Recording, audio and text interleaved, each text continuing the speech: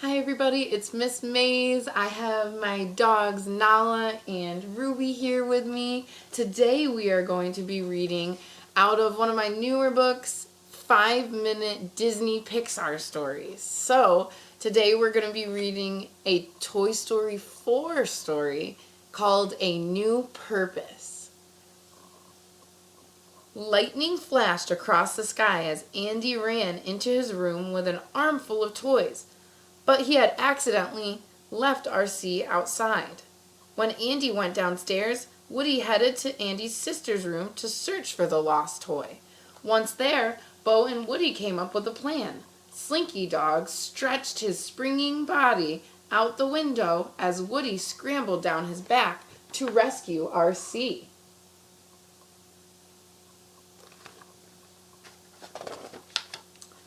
Moments later, though, Andy's mom came to get Bo and her sheep. Andy's sister Molly was giving them away. Woody snuck over to Bo as she stood in the cardboard box. He wanted to help her escape and take her back to Andy's room, but Bo was ready to go. Years passed, and eventually a much older Andy gave his toys to a little girl named Bonnie. She loved them as much as Andy had, but things were different for Woody. He wasn't the favorite toy anymore. When Bonnie was ready for her first day of kindergarten, Woody decided to go with her, just in case she needed him. When she got upset at craft time, he came to her rescue and brought her more art supplies. Bonnie used her imagination to put them together to make a new friend, Forky. She even wrote her name on the bottom of his foot, just as she had with Woody. To Woody's surprise, Forky came to life, just like the other toys.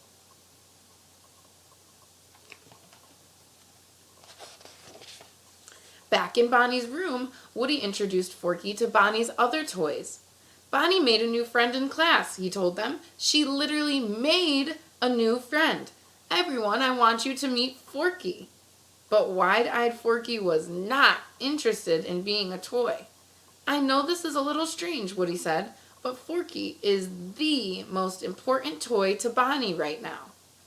The next morning, Bonnie and her family were going on a road trip.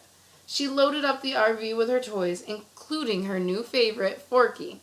One evening, Buzz Lightyear broke the news to Woody that Forky was climbing out of the moving RV. The plastic utensil jumped out the window. Woody knew he had to follow him. He couldn't leave a toy behind. Woody found Forky and they walked to the next town to reunite with the RV. But something caught Woody's eyes in the window of an antique store. Bo's lamp.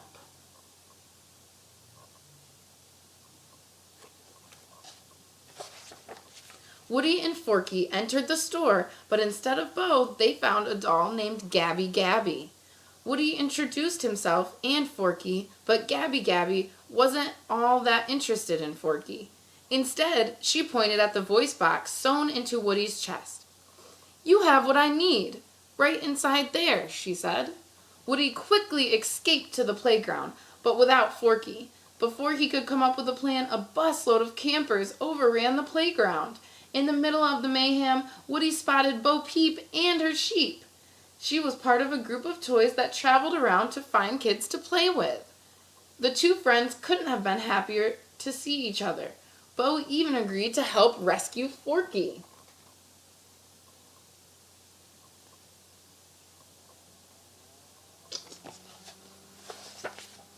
Meanwhile, Buzz Lightyear had decided to search for Woody and Forky. The brave Space Ranger followed their trail through a carnival, but he was captured and placed on a prize wall. He met some new toys, Ducky and Bunny, who helped him escape. Buzz found Woody and Bo, and the whole group snuck into the store to rescue Forky.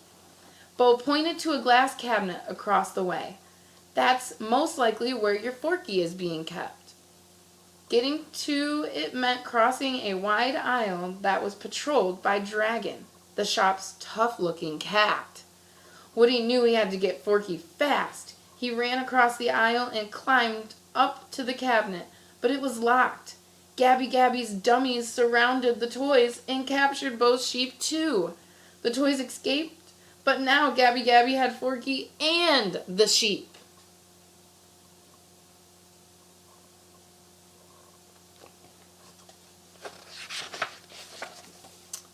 Bo needed to come up with a new plan. She took Woody to meet Duke Kaboom, Canada's great stuntman.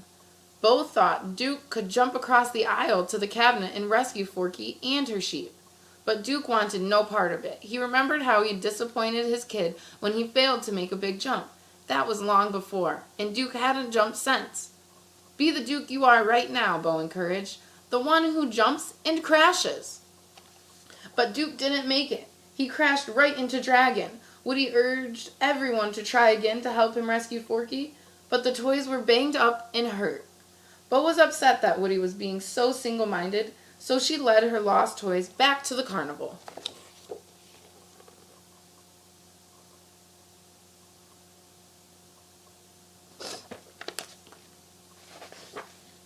Woody went back into the store alone to find Forky, but instead came face to face with Gabby Gabby. Woody listened as she explained how her voice box had never worked properly and she had never been any kid's favorite toy. He understood how she felt, so he gave Gabby Gabby his voice box and got Forky back in return.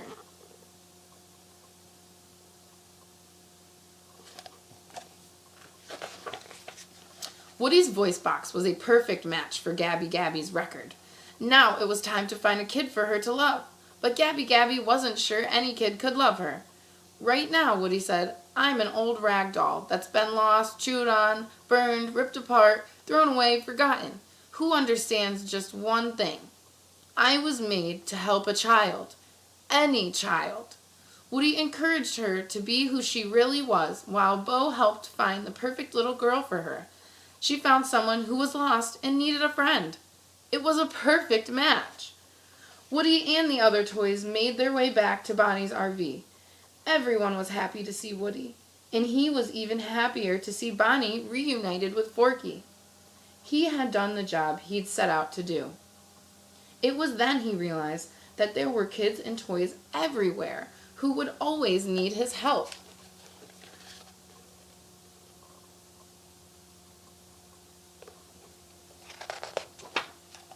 Woody knew that wherever he went and whichever toy he helped next, he'd always have his friends by his side. They were partners now, to infinity and beyond. All right, that is the last page. Until next time, I miss you all so much, and I hope you enjoyed the story.